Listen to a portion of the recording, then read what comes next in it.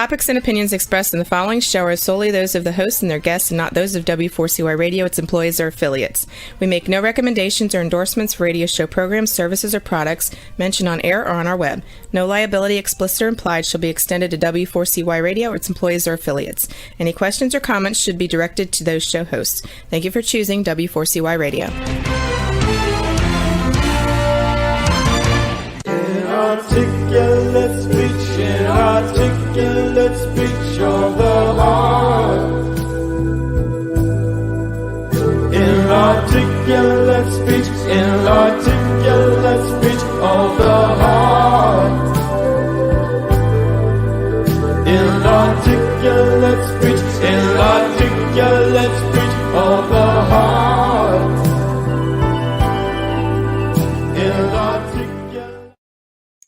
Hello and welcome to It's Your Voice, the show that hosts enriching conversations in diversity.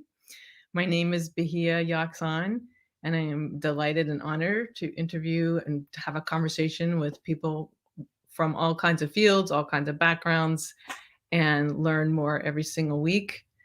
I also design programs and trainings related to helping us become aware of biases we have enculturated over the years by our conditioning, despite everyone's best efforts, and to help us recognize the biases that are not serving us or others, and how to create new patterns of thought that lead to new patterns of behavior. If you're interested in seeing my programs or classes, I'm starting one next Wednesday morning. Please go to knowwhatyouvantcoaching.wordpress.com. And you'll find my programs there, and you can feel free to make an appointment with me through that website. And the next class I'm teaching is also listed, Expanding Inclusive Consciousness. That is also on the website. You can find that page with all kinds of information about it.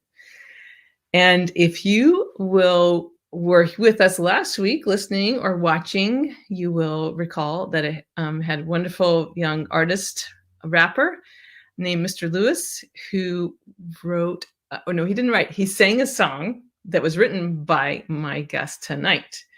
And that was wonderful to get a perspective from the singer who was involved with a documentary that was developed by my guest tonight. My guest tonight is Sandy Holman. She's the director of the Culture Co-op.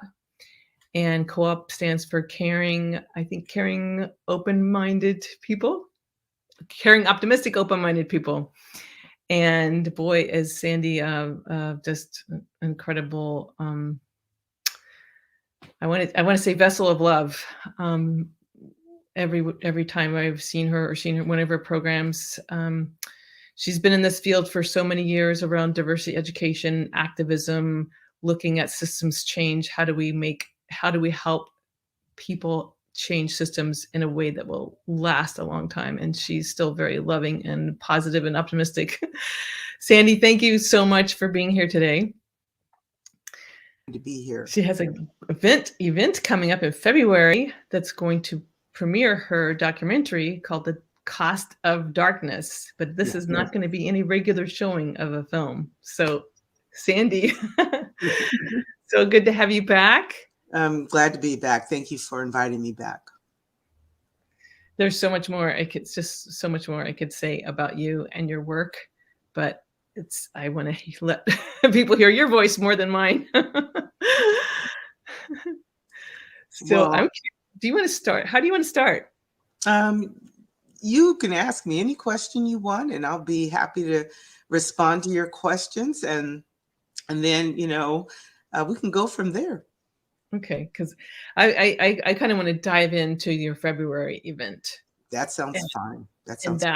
And through that, people will be able to hear much more about the depth of your experience, and success of helping institutions make change and how that happens. So the film is called The Cost of Darkness. Yes, it's called The Cost of Darkness, and a title that was inspired. Inherently, we know that being dark-skinned or being brown or black tones, the beautiful brown and black tones that exist in the world, And all tones are beautiful, all skin tones are. But inherently, we know that in and of itself, those are beautiful things to revere and to admire and to respect.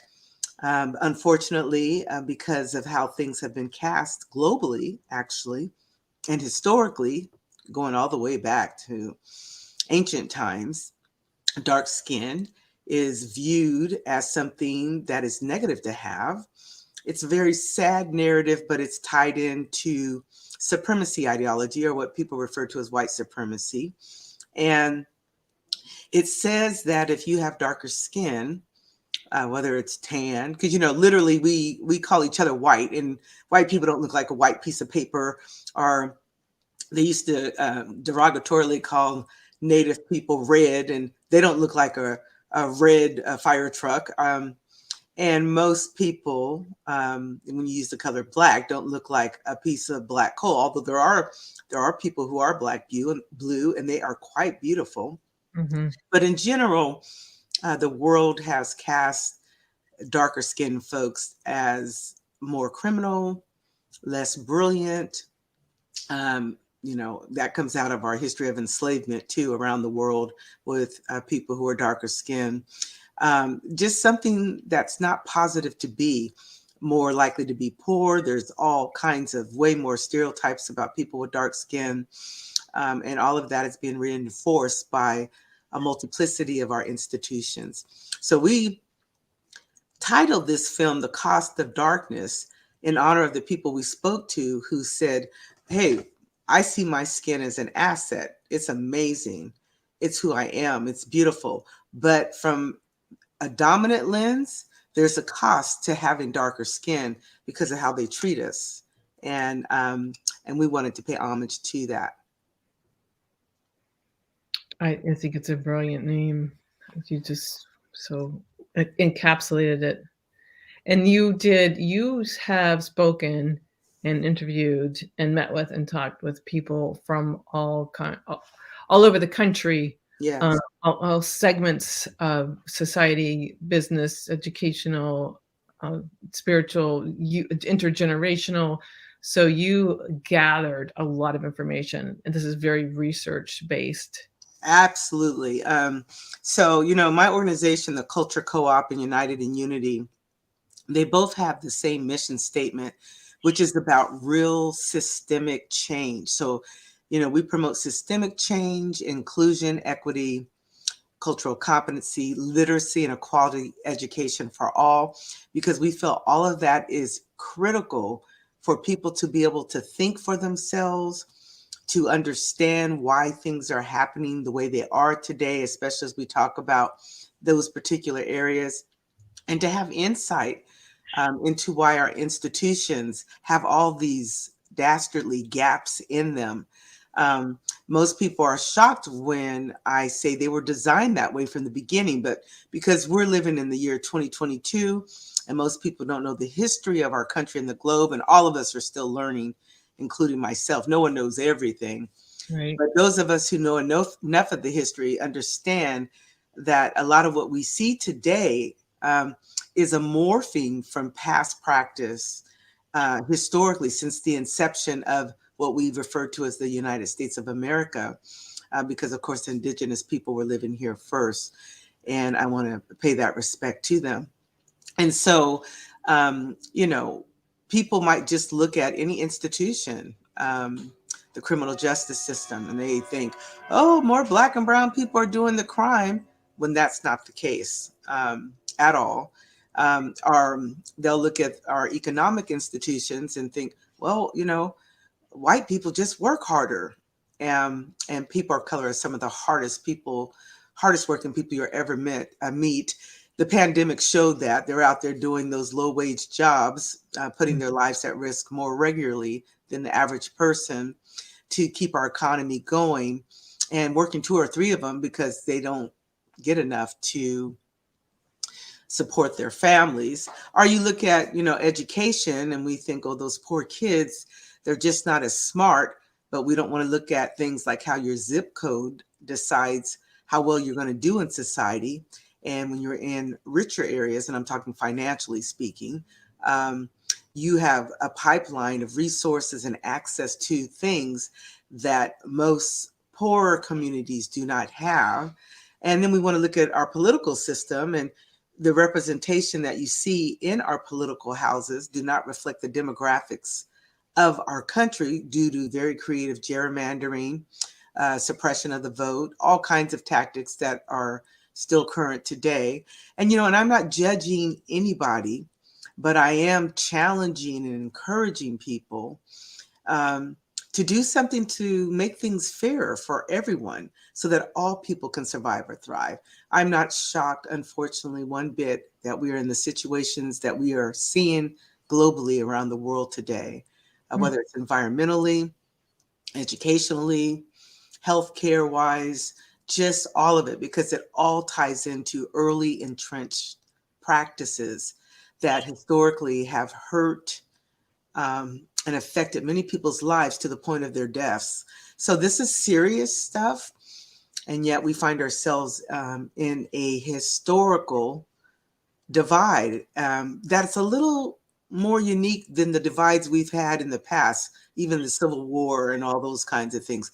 This divide is especially dangerous. All of them have been, but this one is especially dangerous because of the advent of technology and the ability to virally spread messages around. So things happen very quickly and responses to those things happen very quickly.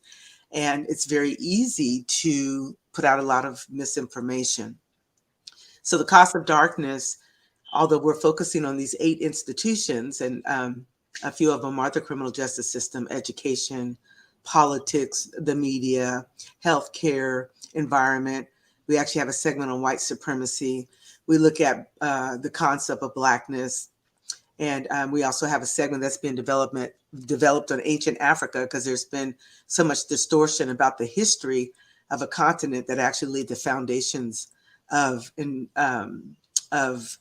knowledge, scholarship, architect, whatever you can think, philosophy of the world. And most people have no clue of that history. So our goal is just to get people to think.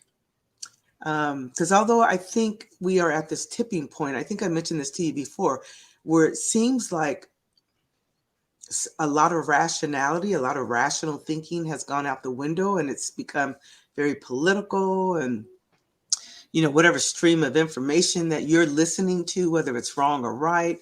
Our goal and hope is that there is still willingness for people to dig deep, if you care only about you even and your family, to help save us all from what appears to be a car going 200 miles an hour toward more disaster, harm, death, and hurt. I'm a hopeful, positive person too, but I'm also very realistic in what I'm seeing, and I'm very concerned about what I'm seeing.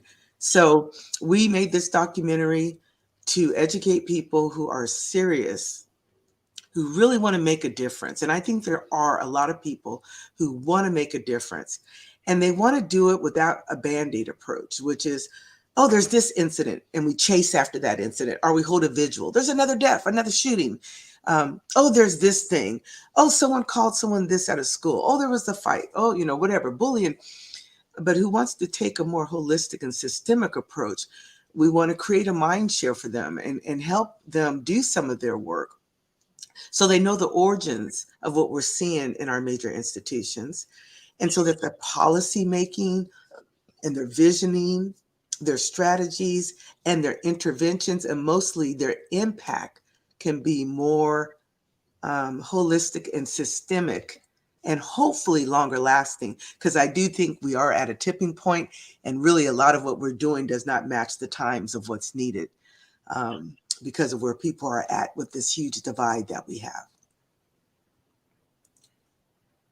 It just sounds brilliant. I mean, the mind share, because that's where we're having a lot of trouble currently, culturally, is like finding, like, even, yeah. And a lot of that, Bahia, is fueled by pure fear. And I have several acronyms for fear. I can't remember them, but fear is a driver of so much um, malignant behavior in our society. And we all, including myself, are subject to it, whether it's fear of getting the virus. There's some rational fears that we all have, Mhm.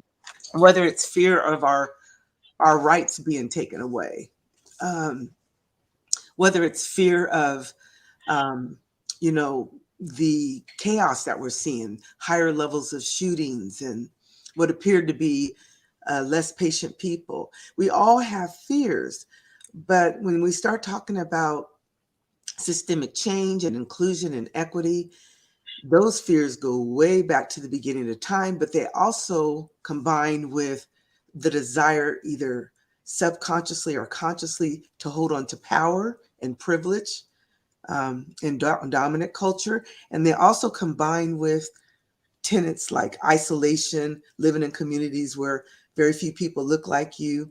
And that also combines with our sphere of friends looking mostly just like us. So we have no one to counter whatever stereotypes we may have of people. And that also combines with media portrayals of different cultural groups, which reinforce, it creates the perfect tsunami, perfect storm for people to have the biases and the prejudice and the divide that we are seeing today. It's a very difficult thing. It takes a lot of bravery for someone to say, I think things are this way, but what if what these people were saying were true? In fact, I encourage people to ask that question, regardless of what your perspective is, what your intentions are, what your motivations for thinking the way you do is, what if what people were saying, what if the story people were telling you about themselves and other people who look like them was true? What would that mean to you? Because often you'll get behind the walls of why they're keeping these walls up and so determined to keep certain books out the education system, not talk about race in schools, not deal with this, vote for things that hinder people's voting rights, all these kinds of things that are happening.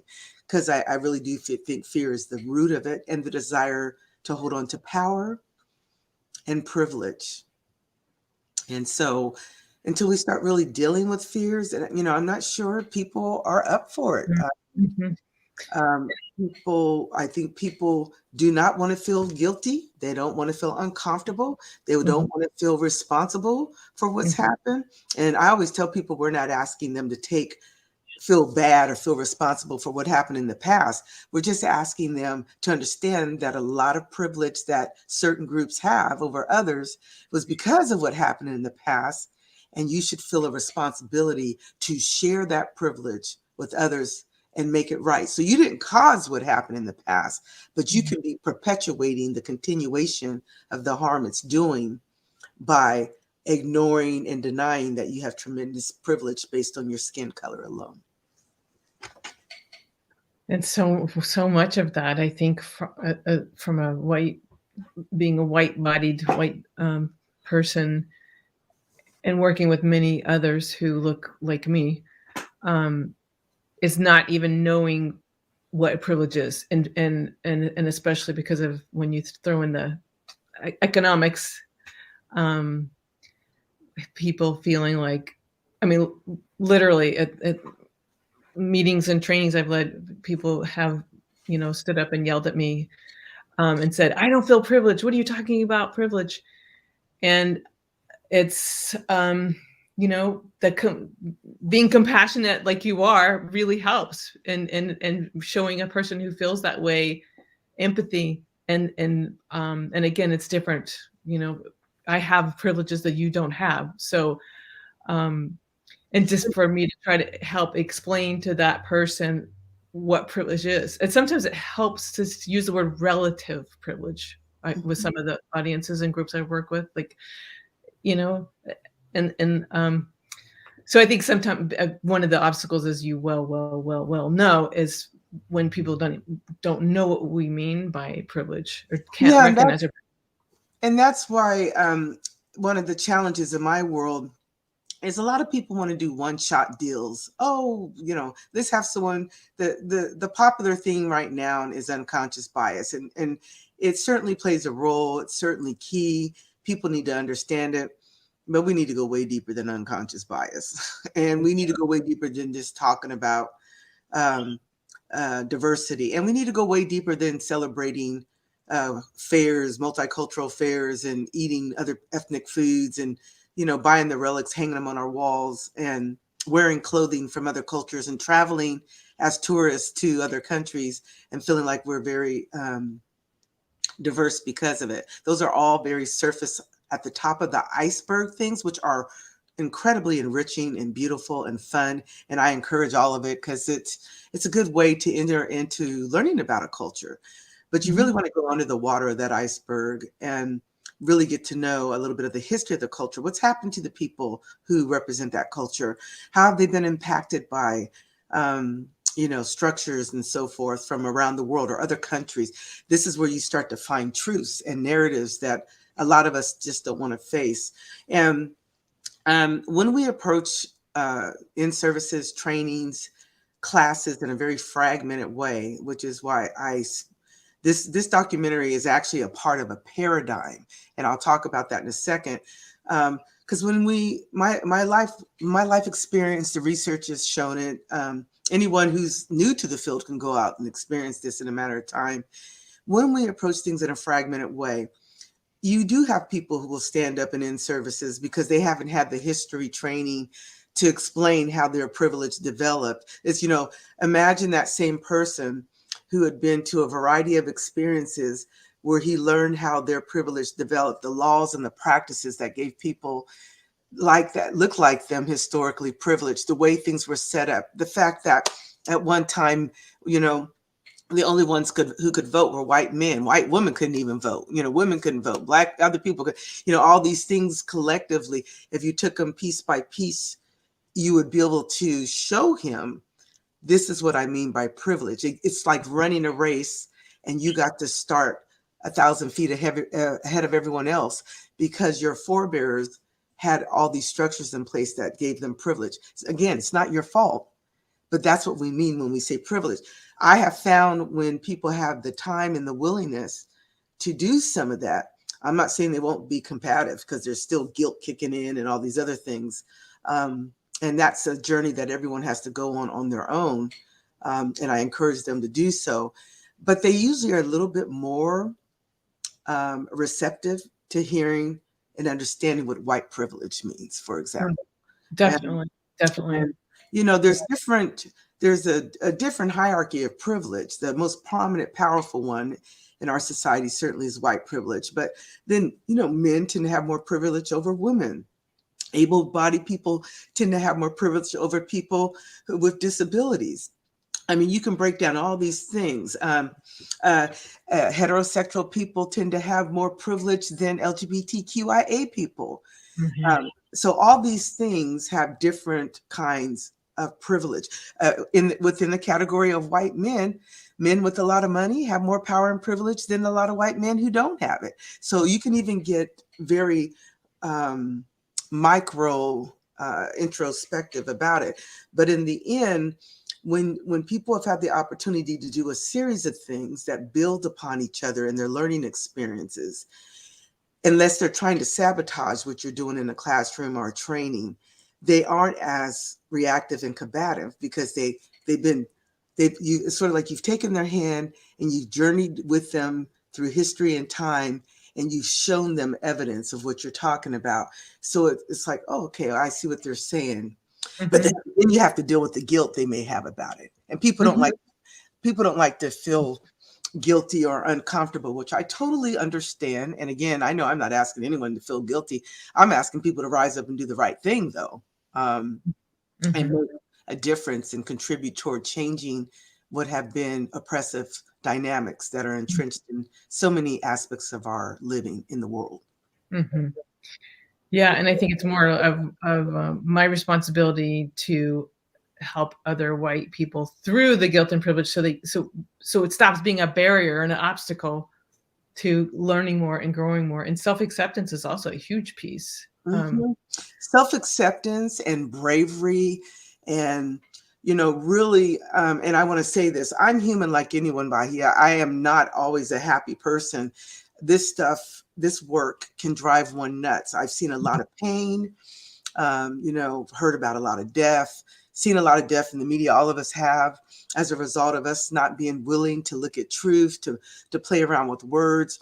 I'm very discouraged that so many political leaders feel just comfortable manipulating the populace and making things worse. Those things are hard to see. The amount of deaths, the amount of killings of people of color, all of this stuff it tanked me at times. And there have been times when I've had my moments of rant, because we're all human. And my rant is usually about, get up, everyone, do something before it's too late for our children. And, I was kind of saying that before we got to where we are at today. And not a lot of people were listening.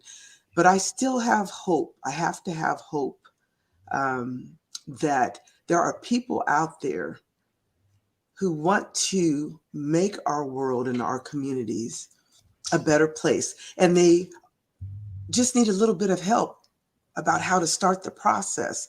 And I always think the first thing is to educate yourself and to learn some basics about our history and to listen to people's stories and say, what if they were true?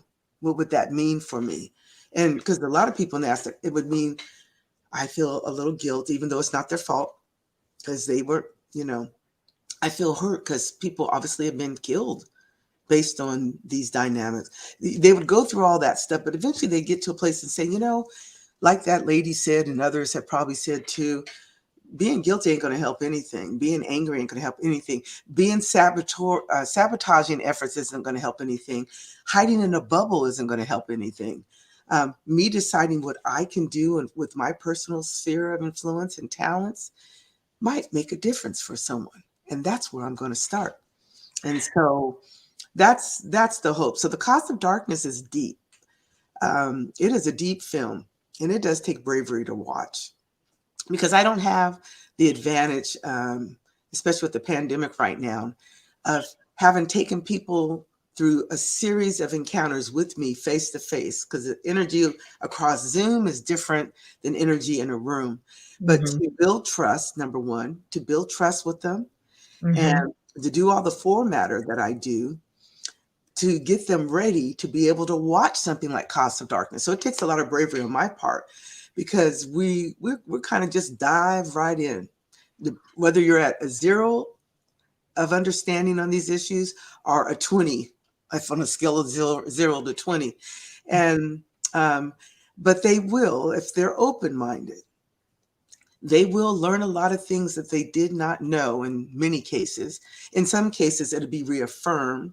In some cases, some people will just be shocked, and it will take time for them to integrate this. But they will learn enough to understand why we're seeing what we're seeing, and hopefully continue the learning process to then really be able to address root causes of problems and not the Band-Aid approaches that we're doing. They'll be able to, for example, understand when they're being hoodwinked by leaders who don't have their best intentions at heart, because they'll know some history, and they'll be able to tell when leaders are manipulating facts for their own gain, or for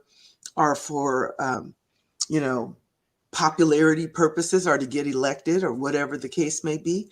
They'll be able to understand why people refer to certain acts and certain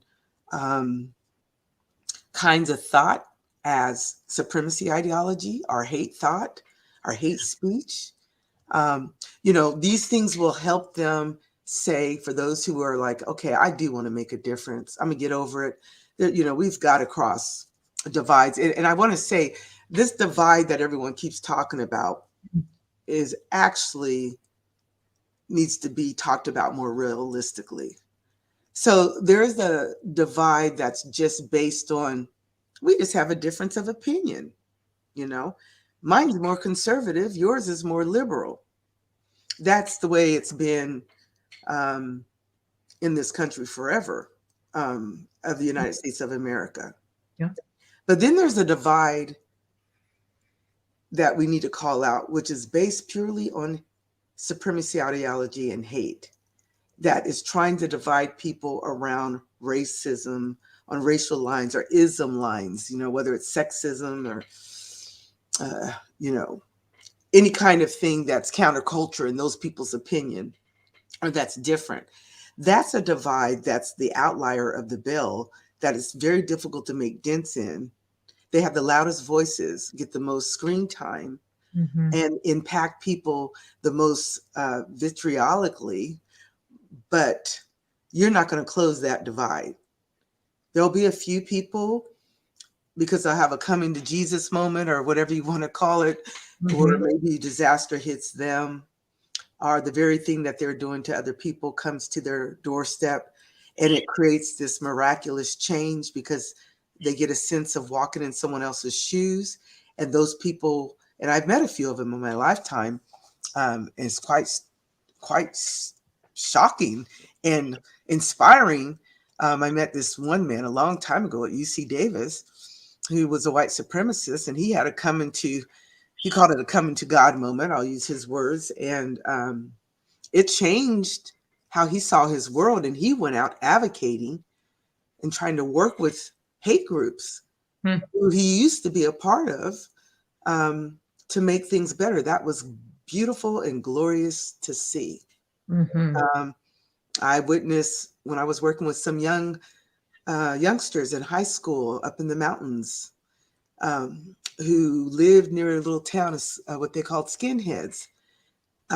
After a presentation, which started out very disrespectful, start to think and ask me questions and start to be nice to me by the end of it. That was really a miracle, because it was a very awful situation to be in, not knowing what I was walking into. They didn't want to tell me because they thought I wouldn't come. It was awful.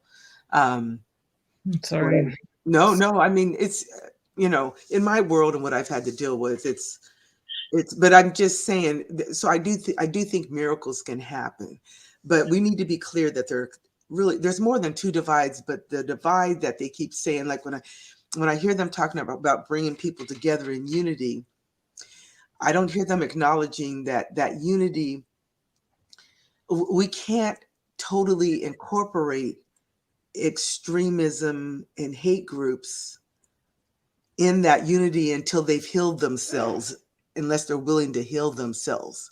Otherwise, you'll always have disruptive unity, very fragile unity. And that's what's happened historically, So. Wow. Thank you for framing things so clearly. I am so curious about the details of the showing. I know that the Cost of Darkness you will show on for Wednesdays in February. It's going to be on Wednesday. And maybe while you're letting us know a little logistics about that, maybe our engineer Roxy, could you put up the beautiful flyer of the Cost of Darkness now? And yeah, that is gorgeous art.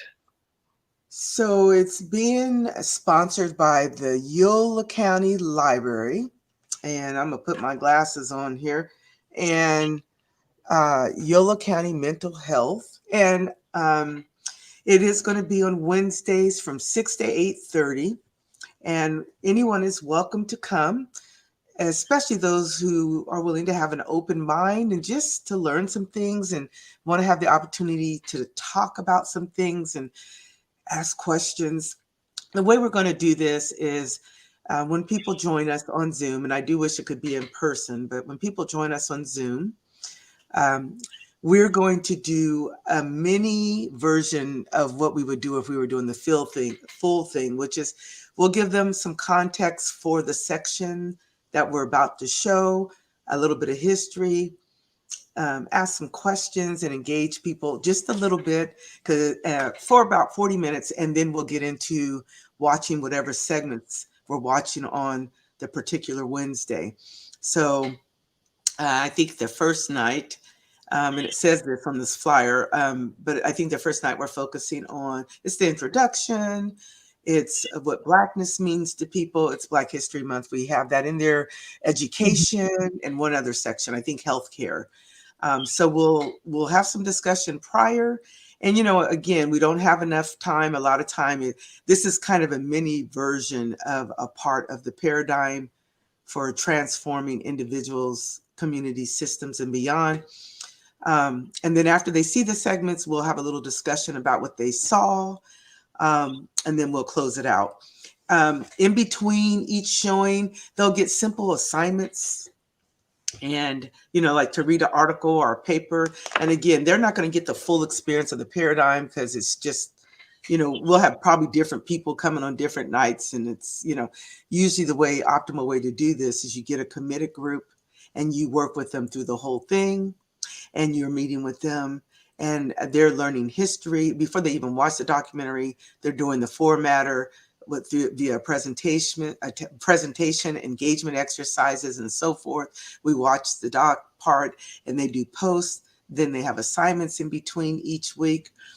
Some of those assignments can be reading an article or make an effort to say hi to someone who looks different from you, because some people have never actually interacted with someone who even looks different than them because of where they live, believe it or not.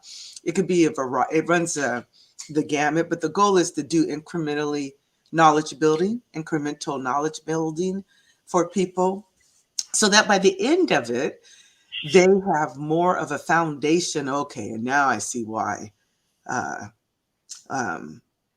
It all seems like all our representatives are mostly white, or they'll have a better understanding of these kinds of things and why they are the way they are. Now I see why people of color think they are targeted more by police, those kinds of things. And then our hope is that some of the people will want to contact us and do ongoing work and go through the whole process, because there are 8 tools that we use to help bring people to a place where they can understand this so that they can be more effective in whatever gifts they have in whatever area they choose to focus on. Because I don't believe everyone has to do it all. So maybe your thing is environment. Maybe someone else's thing is the political system. Maybe someone else's thing is the healthcare. Maybe someone else's thing is transformation and education. And what's cool is everyone can focus on their area of interest and come together in a cohort, maybe find 8 people just to start with those institutions, and they work together to educate people. And then they each have their niche where they become more informed and they share information, and it helps people make better choices as far as, coming up with a holistic plan and not just, let's do this month, let's do that this month. In a sense, we're going to have some of that with even this, though, because we're focusing on the documentary tool. But there's PowerPoints, there's a oppression, dynamics of oppression poster that we go into very, very deeply. There's an essay called 4 Zones to Come Out of the Comfort Zone, which we go into deeply, which encourages people to come out their comfort zone and tells them the kinds of things that they need to do it. So there's other tools that for people to get the full experience. So they won't get the full experience, but more than some of our past showings, which have literally been just showings, they will get the opportunity to ask some questions a bit more because of the way we're adding a little bit more time with this one. That's fantastic. And I love the model. I mean, I just myself only know the tip of the iceberg of the paradigm. And I can't wait to learn more. And I love the cohort model because it takes so many more minds than my own to do it, and support and account, like to help hold me accountable, to help me think clearly, and also so I can support others. I just find it's just so hard to do it alone. You just crawl back. And I want to echo that. This work is not an easy fix. No one, and I repeat, no one has all the answers. But we have enough research, we have enough historical experience of what's happened in the past and what works and what doesn't work. We have enough collective matter to do a lot better than what we're doing. And our populace deserves it. The world deserves it. Sure. We are in crisis in so many areas. Everyone's hearing the gloom and doom, so I don't want to add to it. I want to encourage people to have hope, but in order to really cultivate hope and have real, genuine hope, we all have a responsibility to do something. And again, the way of doing this something isn't to burn yourself out, which I've done in the past. We all have done it, or to exhaust yourself, which I've done in the past when I was younger, or try to be all things to all people, which, probably at different times people have done to themselves. The goal is to be strategic. I always like to use the analogy of an octopus, and the head is the center, and then there's all these tentacles, and by his focusing on education, and someone else is focusing on economic parity, and someone else is focusing on a media representation and so forth. And, but all of it goes back to the octopus and helps to lay a foundation. So then people can start to look at their systems, their lives, their homes, and they can say, no wonder why that strategy wasn't working as well, because I really wasn't addressing the problem. I can register people to vote, for example, all day long. But if they're gerrymandering or suppressing the vote, those votes aren't going to be counted. That's why we're not changing faces overall. And see, that's a very real thing. And so people go out and march and yes, by all means, register people to vote. But we need to understand, until we address gerrymandering, the funding of campaigns, how we are allowed to fund campaigns, the fact that corporations are treated almost like a person as far as their power and influence on our legislative bodies, and the voter suppression and oppression. We can register everyone, and we'll still see what we're seeing in a lot of our politics. So just to give you an example. So when people know, okay, not only we definitely need to register people to vote, but we got to be fighting to change this gerrymandering. We need to have public support for candidates who want to run. So if you're not a millionaire, you can run for office. You'll think differently about what you're going to focus on. Does that make sense? Yeah, and strategically, and that's what I love about your approach, that it's very, very holistic and comprehensive, and very much based on research, and highly educational and informative, in an up-to-date way. Like, this is what's happening now, and this is what's happening. And the truth is, even though it is hard sometimes, right, to see the truth, especially if I was sheltered from it, and then like, oh gosh, then I have a revelation and it's painful, but I walk through the pain with support, because everybody matters to me, and I want Black lives to matter as much as white lives and other lives. So it's also got this incredible satisfaction and purpose. And I truly, truly feel and experience over and over again is liberating for everyone. Oh my gosh. It benefits every single human being, but you don't necessarily know it unless you've been, had some guidance through it, or you stick to it. You don't want to be on your deathbed realizing that all this nastiness, all this hate, all these things that are hurting so many people, and eventually will hurt your own if it doesn't stop more and more.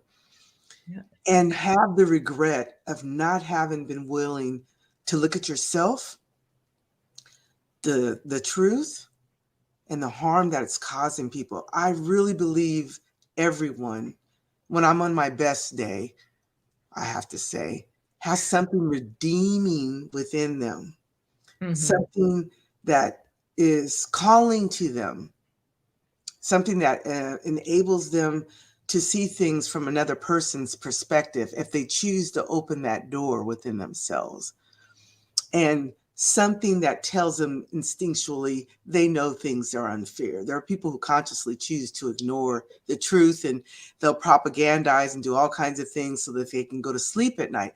But I can tell you, having been on the deathbeds or near deathbeds of people, we all have regrets of what we wish we did, this person we wish we talked to, how we did more. You'll often see very wealthy people at the end of their life donating large amounts of money to all those causes that they fought against to help poor people and stuff, like they're trying to buy themselves into a better place just in case there is an afterlife. You know, it's interesting when you hear people talk about it. But I just want to encourage people to do that now while you're reasonably healthy.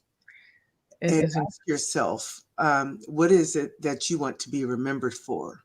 And we have power to make a difference. We do, and it's incredible when you can experience it. And I see we just have a couple minutes left. With your permission, Sandy, I would love to give people that. I don't know if we can actually, like during February when there is an actual Zoom link, if I could. I know we have listeners and we have viewers, but we can also spell it out for listeners. If I could share that link every Wednesday, it would be phenomenal if people could access it. Yeah, absolutely. Anyone who wants to come and learn and talk and, just expand things, we welcome you if you're willing to be open, and you're welcome to come. With no judgment, just we're all there to learn. It sounds like a tremendous learning experience in all levels, like emotional learning, academic learning, all kinds of growth. And they can feel comfortable that most of the time they'll be looking at segments and they'll be able to experience their own feelings in their own privacy, and so they don't have to worry about that. But yes, please come join us. It starts next week. Yeah, I can't wait. And there are people who can support us. Thank you very much, Sandy. It's been great having you. And I also want to thank all the listeners and the viewers for tuning in, and our sound engineer, Roxy, and producer, Dean. And I look forward to talking to everyone. Check out my website for next Wednesday morning. It's a good lead in to Sandy's brilliant work.